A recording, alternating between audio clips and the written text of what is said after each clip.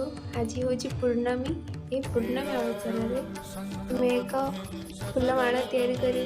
जो फूलमाला तैयारी तुलसी पत्र, टगर फूल, अशोकर विभिन्न प्रकार फूल अच्छी।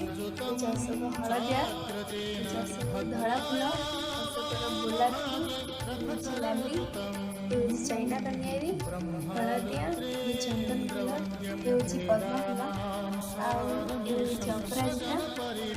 ये पत्रटी कि पत्र जदि आप जानते कमेंट माध्यम जनातु। जय जगन्नाथ।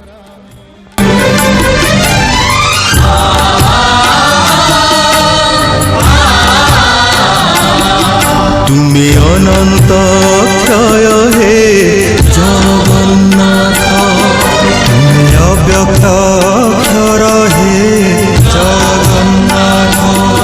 निज इच्छारु सृजिल ए जगत, आदि नाही जे तुमार नाही अंत।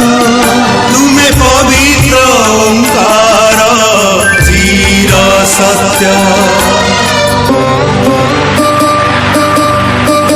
नील सिंधु तीरे नीलाचल, तहि विराजित बड़ देउल। दारु ब्रह्म रूपे हे विश्व पालन, उड़ाओ पताका पतित पावन।